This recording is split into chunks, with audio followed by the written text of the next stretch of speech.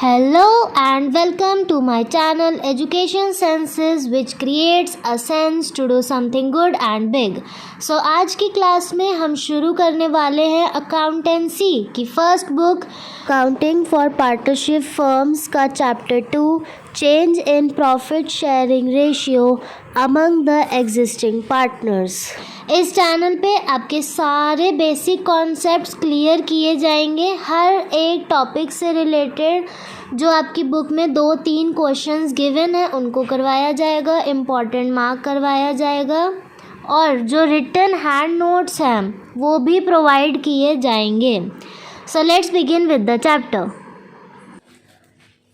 3 में कुछ important notes हैं जो आपके गुडविल से रिलेटेड और सैक्रिफाइसिंग रेशियो, जो न्यू रेशियो, गेनिंग रेशियो सब कैलकुलेट होता है उनसे रिलेटेड है।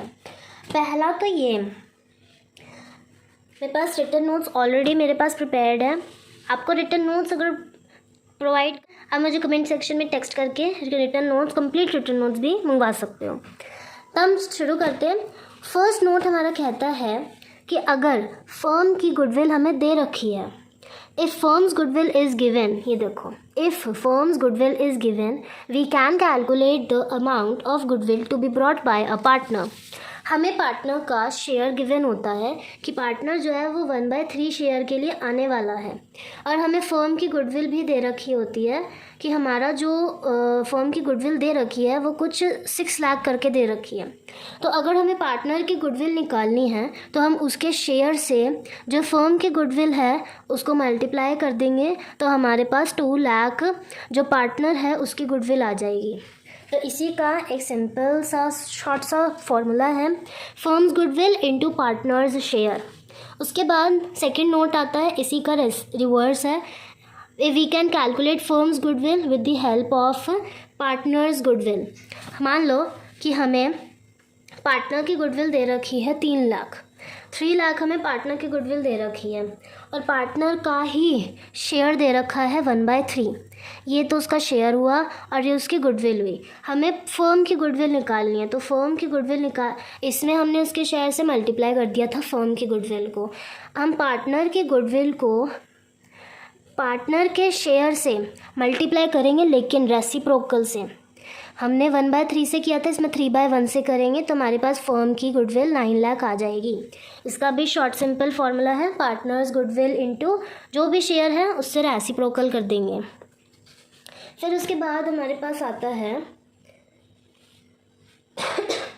हिडन गुडविल, सबसे इम्पॉर्टेंट टॉपिक जो मैक्सिमम टाइम 6 मार्क्स के क्वेश्चन में पूछ लेते हैं। हिडन गुडविल, कभी कभी क्वेश्चन में लिखा रहता है कि गुडविल दी गई है, लेकिन गुडविल क्या है, किसने दी है, कितनी है, नहीं पता। हिडन गुडविल को कैलकुलेट करने का एक फॉर्मूला होता है, hidden goodwill is equals to CV minus NW। अब इधर जो हमारे पास CV है, CV का मतलब होता है कैपिटलाइज्ड वैल्यू। कैपिटलाइज्ड वैल्यू कैसे निकालते हैं? कैपिटलाइज्ड वैल्यू निकालने के लिए जो भी न्यू पार्टनर की कैपिटल है, जो भी न्यू पार्टनर अपनी कैपिटल लेकर के आया है उसको उसके शेयर से जो भी रेसिप्रोकल होगा उससे मल्टीप्लाई कर देंगे तो हमारे पास वो आ जाएगा कैपिटलाइज्ड वैल्यू। उसके बाद आता है NW का मतलब है नेटवर्थ निकालने के लिए बेसिकली नेटवर्थ को टोटल जो कंप्लीट बोलते हैं वो बोलते हैं net worth of the firm after new partner admission. ये देखो यहाँ पे लिखा हुआ है net worth of the firm after new partner admission, ठीक है। इसमें जो फॉर्मूला यूज़ होता है वो होता है जस्ट जितने भी पार्टनर्स हैं, ओल्ड पार्टनर है, न्यू पार्टनर है, उन सब की कैपिटल ऑफ ऑल पार्टनर्स। फिर उसके बाद प्लस कर देते हैं, कोई भी रिजर्व दे रखी है तो कोई भी एक्यूमुलेटेड प्रॉफिट दे रखा है, जैसे देते हैं ना कभी कभी बैलेंस शीट में प्रॉफिट दे रखा है कोई, या रिवैल्यूएशन अकाउंट बनाया था उसमें कोई प्रॉफिट है तो वो सारे प्रॉफिट्स जो हैं वो प्लस कर देते हैं। कोई भी एक्यूमुलेटेड प्रॉफिट है, कोई भी रिवैल्यूएशन प्रॉफिट है, वो सब प्लस कर देते हैं, ठीक है। कोई भी फिक्टिशियस एसेट्स हैं, फिक्टिशियस एसेट्स 11th क्लास में पढ़े थे, डेफर्ड रेवेन्यू एक्सपेंडिचर हो गया, कोई भी अपना एक्सपेंस हो जाता है जैसे एडवर्टीजमेंट एक्सपेंस हो गए, ये सारे हमारे फिक्टिशियस एसेट्स में आते हैं। फिर उसके बाद कोई भी ओल्ड गुडविल ऑलरेडी गिवन है उसको माइनस कर देते हैं। कोई भी हमारा एक्यूमुलेटेड लॉस है, जैसे प्रॉफिट प्लस हुआ था वैसे ही कोई भी लॉस है उसको माइनस कर देंगे। तो ये आपका नेटवर्थ का फॉर्मूला है। तो कैपिटलाइज्ड वैल्यू माइनस नेटवर्थ करेंगे तो हमारे पास हिडन गुडविल आ जाएगी। तो ये था आपका सम इम्पॉर्टेंट पॉइंट्स में। इसके बाद हमारे पास दो नोट्स हैं।